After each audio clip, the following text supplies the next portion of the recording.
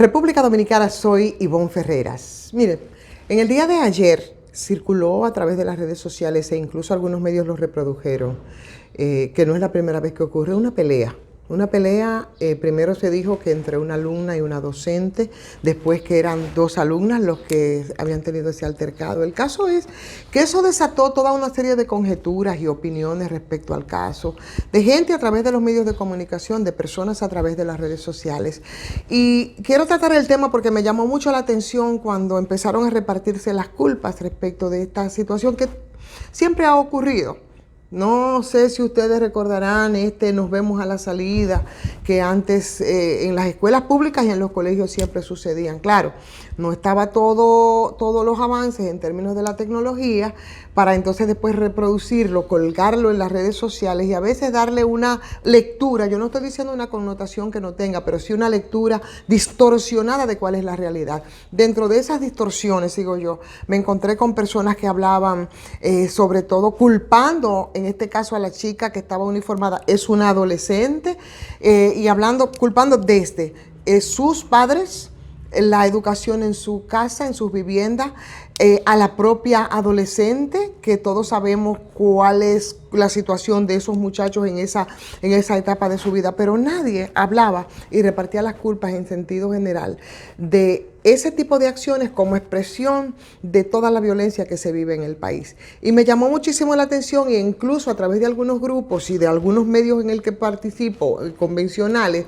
pues tuve que necesariamente hacer la aclaración, porque se hablaba hasta de sanciones a estos chicos y chicas en las escuelas, con algo que, si bien es cierto, ahora degenerado en que casi son parte, se utilizan, no es ya la pelea sana de dos muchachos que se caen a trompadas, sino que a veces armas intervienen de todos los calibres, por supuesto, pero a nadie se le ocurre decir, a más de que esos muchachos son delincuentes, que eso es una expresión simplemente de la violencia, señores, que se ejerce arriba y en chiquito a través de las escuelas. Pues ahí está. Y contaba y recuerdo una anécdota, porque a veces hay mucha ligereza en el tratamiento del tema, de dos adolescentes ya en la etapa en la que tuve la entrevista con ellos en un trabajo de investigación que hacía para el desaparecido periódico 7 Días, el digital, sobre las víctimas colaterales del feminicidio, los olvidados hijos del feminicidio, así titulaba mi querida Margarita Cordero ese reportaje, ese trabajo de investigación, que por cierto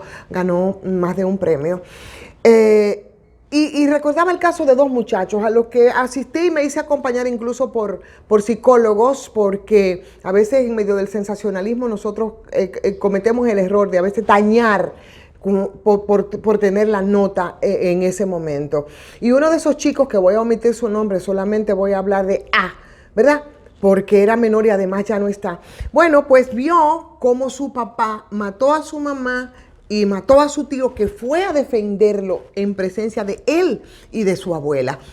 En ese momento ese chico contaba apenas 9 años de edad. Cuando le fui a visitar ya tenía 15. ¿Qué pasó entonces? El papá fue preso y el papá terminó suicidado en la cárcel, ni papá ni mamá, y por supuesto la culpa de los familiares a este muchacho, que fue entonces tomado por dos señoras bien intencionadas, bastante mayores, cristianas, que cogieron al niño, que era de Ocoa, y lo trajeron aquí.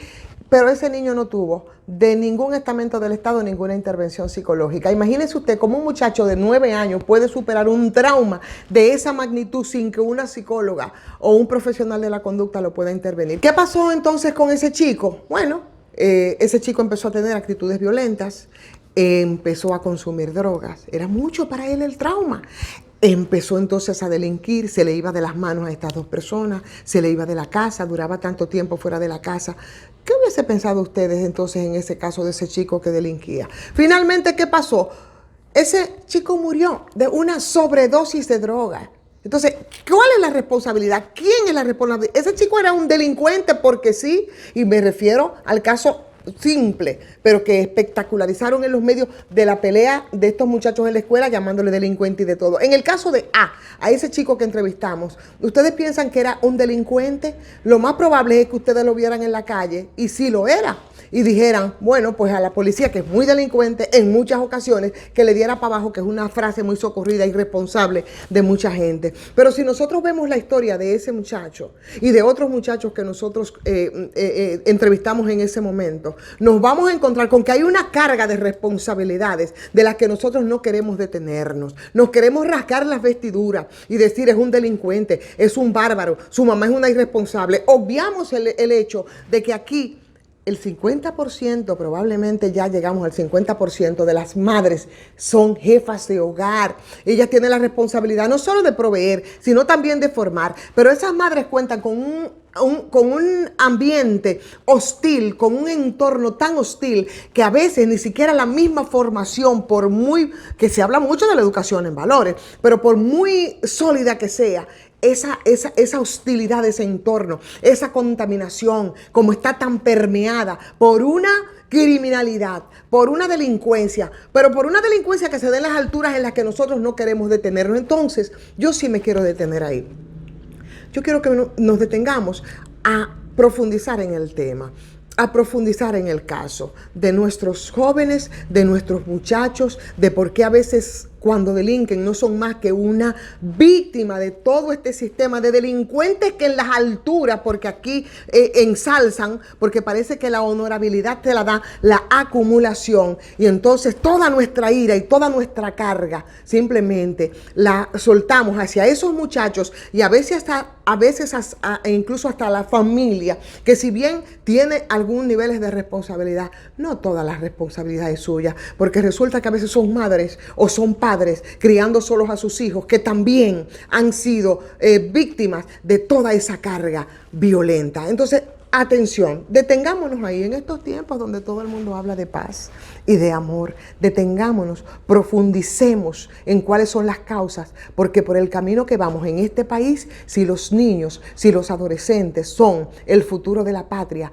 está en peligro. Y no está en peligro porque ellos nacieron delincuentes, está en peligro porque los que los roban, los que le quitan, los que tienen una deuda social acumulada en el tiempo, de hace tiempo, y que esos no los vemos y que entonces legitimamos esa forma de delincuencia. Señores, simplemente así lo han hecho. Seguiremos con el tema. Mientras tanto, ahora nos detenemos. Les invitamos a que si les gusta esta entrega, que le den like, pero que además compartan. Pero además suscríbanse a este canal, porque seguimos siendo Ivonne Ferreras.